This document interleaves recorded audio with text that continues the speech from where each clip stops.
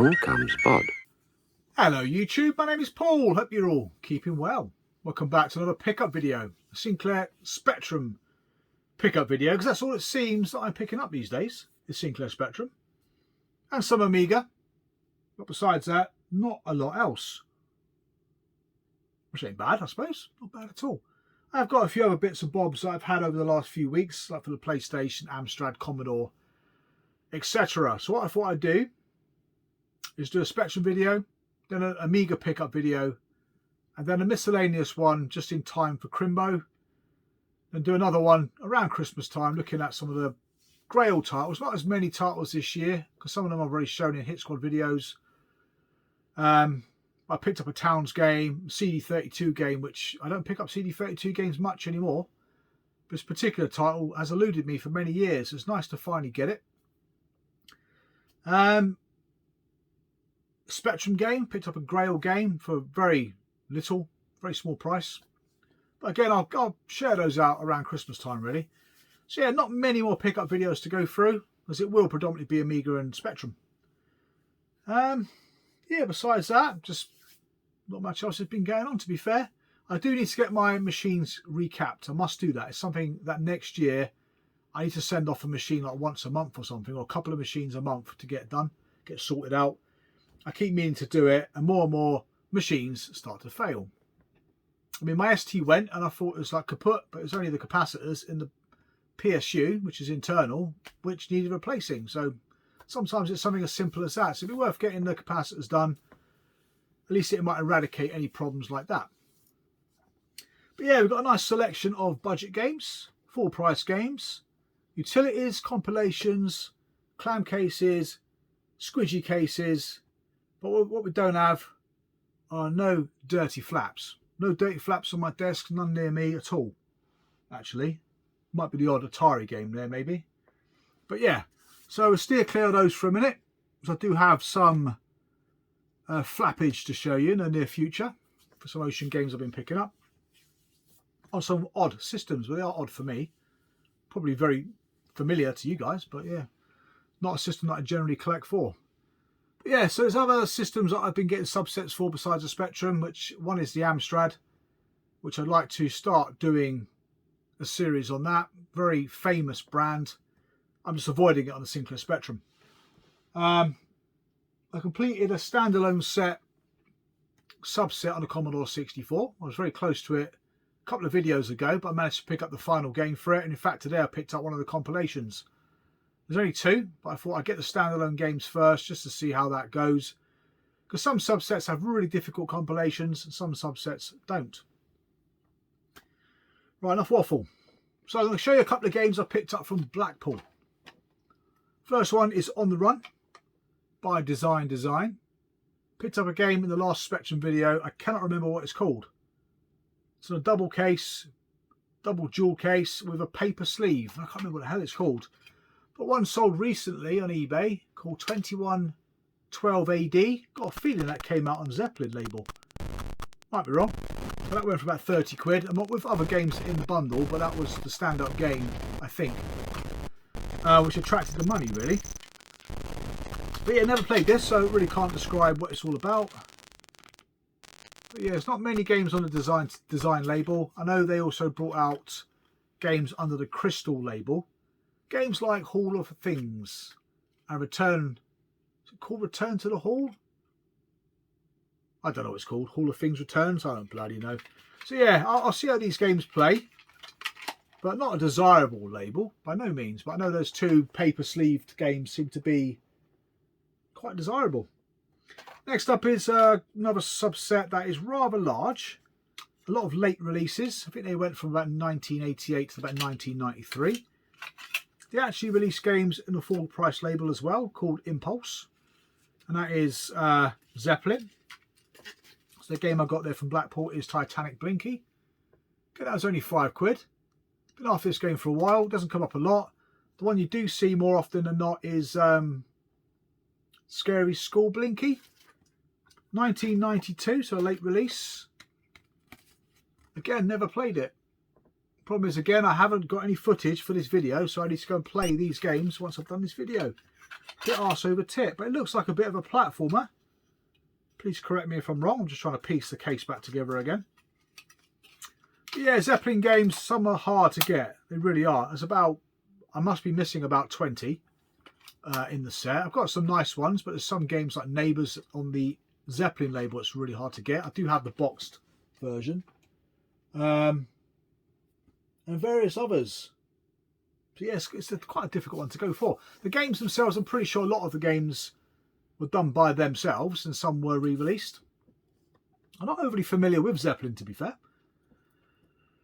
Right, next up is another title for another subset, which I'm now 3 away. One game I missed out recently, completely forgot all about it, and that was the Jetsons on the Spectrum. This is the Sacred Armour of Antiriad, the high-tech version. I do have it under the Palace Software label. Now in Blackpool, there's a few panels there. One of the panels had a guy called Dan Malone, and Dan Malone done graphics for the Chaos Engine, possibly Speedball 2 if I remember rightly. But he also done some artwork as well for 2000 AD. Now it's not really a comic I'm familiar with. So he also done the artwork for the Antiriad comic as well. So a very talented artist. Bear in mind, Chaos Engine and Speedball 2 are probably two of the most iconic games on the Amiga. So yeah, nice to listen to Dan, to be fair. He is one of the chilled variety, if you catch my drift. He was quite relaxed. Yeah, but no, it's lovely. Lovely to hear him speak, actually. Such an experienced guy. Yeah, pleased to have that. That leaves me with 3 high-tech games, 2 box games, the most difficult ones to get, and 1 more dual case, which is Wacky Races for some reason. I've had that before, and I always thought I had it. It's a bit annoying, isn't it? Right, next up, we've got a game which could be part of the Pisshead collection, but it's not as dramatic as something like Alcioli. It's called Trouble Brewing from Silversoft. Like I said before, I try and find games that have alcohol, related to alcohol in some way, shape or form. Don't know why. Just find them quite interesting. This is not the sort of thing you will find nowadays. Again, the game itself released by Silversoft in 1984. By the looks of it, again, another title I've never played. It looks like a bit of a collect 'em up. You are running a homebrew, or whatever you do, manufacturing booze at home, I guess. Homebrew, yeah. So yeah, not really sure what to do. No screenshots.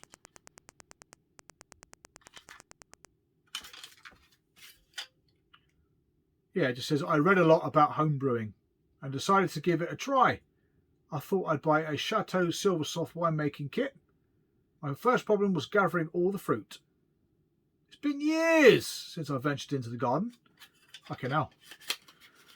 I can relate to that. Man, got some bloody fruit in his garden, hasn't he? Christ. And hops and all the rest of it. Alright, what else we got next? We've got a clam case game called Buck Rogers Planet of Doom of the Sega variety. Released by US Gold. Again, never played this. This is incomplete, unfortunately, and is missing the instructions. The instructions aren't on the back of the inlay. I used to love the program. Vaguely remember it now. It's one of those programs I would have watched. I was very young. Probably like 6, 7 maybe even younger than that. 1983, the arcade game came out, but I never played it. There are some other games on the back here, like Tapper and Spy Hunter. I think Zaxxon got released on the Spectrum, but loads of other games didn't, like Congo Bongo and Up and Down. I think it's a Super Zaxxon as well. So loads of Sega games made it to the C64, but not that many made it on the Spectrum. Especially the early games anyway. But yeah, pleased to have that. I do need a replacement or get the instructions for that. Again, it's quite a cheap game to find, really. But another US Gold game nonetheless. Then we've got a squidgy title. Do like this box, in lovely condition. This one was a bit of a premium, so it can go for next to nothing, really. Again, it's not really a game I've played. This is Gladiator by Domark. It's near flawless condition, to be fair. Except the bottom is a little bit squashed. which is a shame. Other games by Domart that came like this were like Splitting Images, Spitting Images, whatever it is, and Split Personality, which is the same game, isn't it? A View to a Kill came out like this. There's not many clam cases like that by Domart. Get loads of these on the C64 again, don't you? Especially by Commodore. Again, looks like a fighting game. That's all I can really tell you. Choose from the armory of 45 weapons. Master your joystick or keyboard. There's 24 moves in all. Throw your weapon and pick them up before your opponent lunges at you. Why would you throw your weapon and pick them up? Can you find the secret move? 1 or 2 player modes. Maybe this might have been the inspiration to Barbarian. I don't know. It looks a bit like Barbarian, doesn't it? But yeah, nice to have that. Again, it's nice to get it in nice condition. It's probably a diabolical game. But again, Domart is a tricky one, and the tricky games tend to reside in the compilations, really. The compilations are harder to find than the standalone Domart games. There's one game that's eluded me, which is called Dragon Spirit. Quite common, generally, you would think, but not at all on the Spectrum. It's one on eBay for about 20 quid, but I ain't paying £20 for that. Right, what else are we left with then? So we've got another Gremlin title. Got a couple of Gremlin titles here. This one is called Toyota Celica GT Rally. Came out around a similar sort of time as Lotus Esprit Turbo Challenge. This one took me a while to track down. Again, quite a reasonably cheap game. Didn't cost me more than £5 all in. Took me ages to find it, and then there's like 2 or 3 copies come up, as is always the case. Looks like is it a first-person driving game? Looking out the window of your car. Yeah, I'm not sure. Never played it. I think I might have played it before on the Amiga, though. It's not a bad little game, but it got a good review. Apparently, got a YS Mega Game score. Yeah, if you guys have played that game, please leave a comment below. So again, Gremlin, there's a couple. There's obviously Lotus. I've got Lotus. There's Nigel Mansell's World Championship, which I've never seen that on the Spectrum. I said before, I've seen it half a dozen times or so on the Amstrad. You can probably see it. Yeah, just see it just up there. But for the Spectrum, bloody hell, it's nearly impossible. Another game that's really hard to find on the Gremlin label is called Alien Highway, Alien Evolution. Yeah, very obscure title. So there's those 2 left to find, which are brutally hard. Right, got a game which I picked up for about 6 quid. I thought it was quite a good price really for this, which is called, what's it called? Loads of Midnight. Why do I think this was called Lords of Midnight? Loads of Midnight. Can anyone tell me about this, please? Because I've never heard of it. I've heard of Lords of Midnight, but what the hell is Loads of Midnight? How bizarre. Looks like a text adventure or graphic adventure. Or both.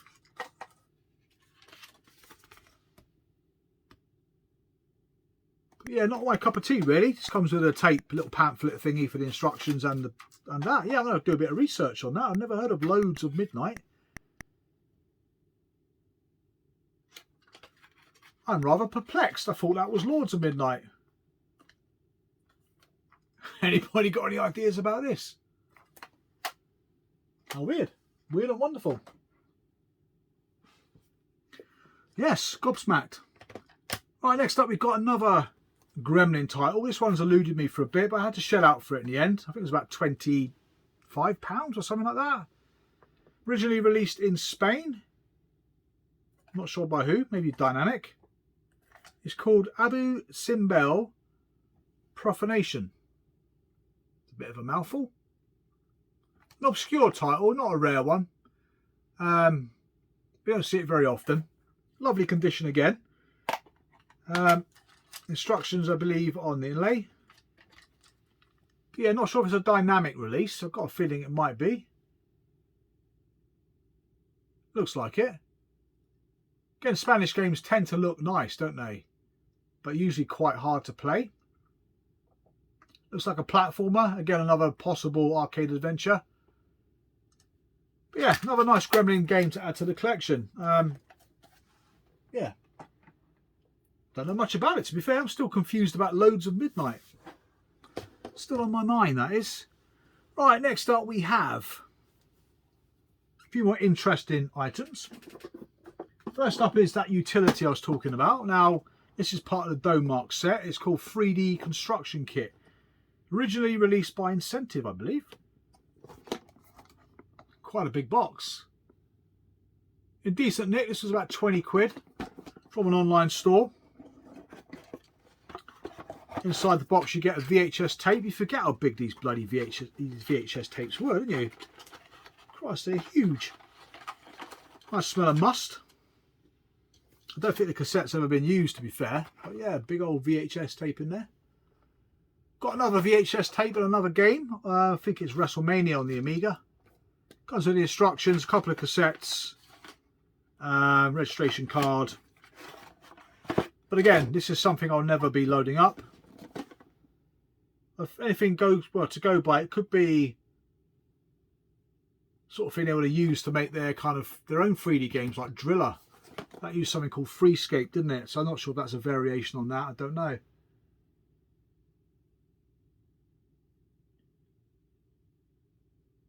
Yeah, that is a Freescape 3D graphics system.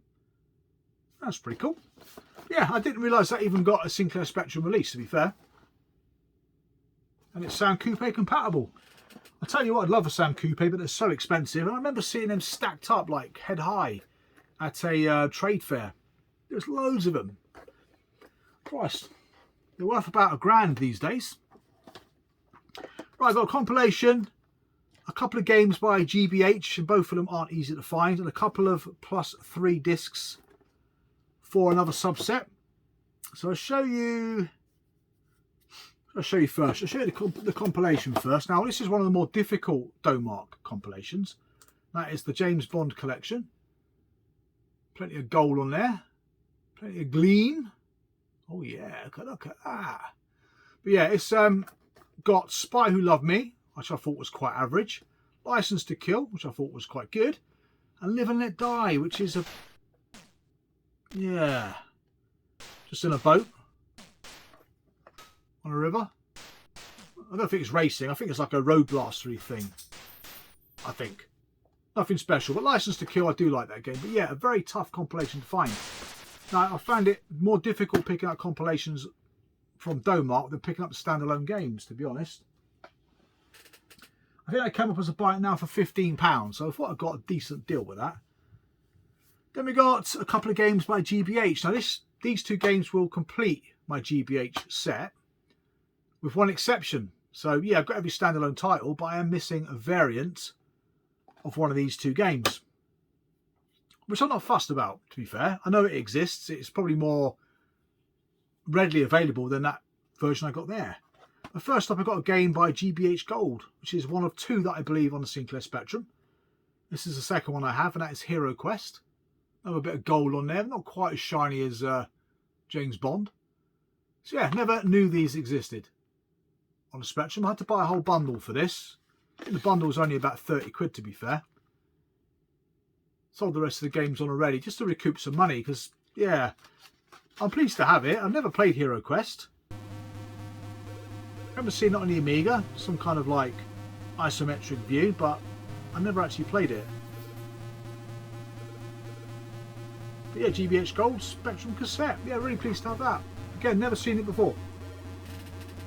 The other one is the Shoe People. It's like a fun, what's it called? First Class with the Shoe People. I recently picked it up in its big box form as well for Gremlin, the Gremlin collection. Go and get your toy, Min. Go on, off with you. And next up, we've got Switchblade. Won this recently for 11 quid on eBay. The last standalone game that I needed. So I picked up Hero Quest about 2 weeks ago. Switchblade, as we all know, is a lovely platformer. Bit different to your average platformers. It's quite slow paced. Comes with separate instructions.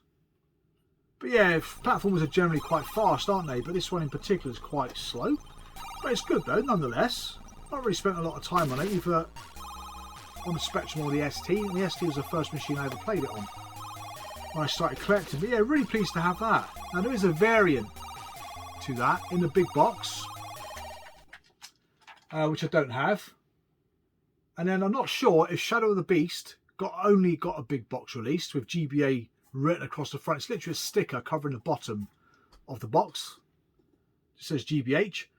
But I'm not sure if Shadow of the Beast got a plastic case release like this. Yeah. So apart from that, I've got every standalone game except for that one variant, as far as I'm aware. Now, the last two items are both from the alternative stable. There's four of these items. I picked up two within kind of like about 3 or 4 months of each other. Both sent me back about 25-30 quid. And they're both +3 discs. Now, the reason I brought this up is because Scott Sega Zombie mentioned about his completion.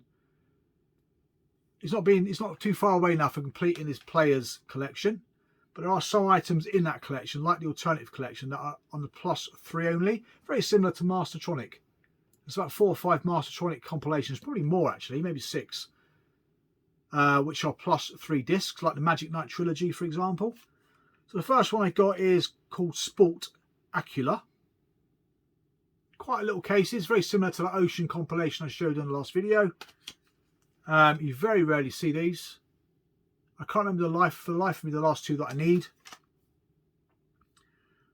We got Olympic Spectacular, Soccer Boss, Indoor Soccer. I've got to be honest with you, not the most inspiring of games. Not sure when it's got a release, to be honest, and alternative usually have the dates in their inlays. 1988.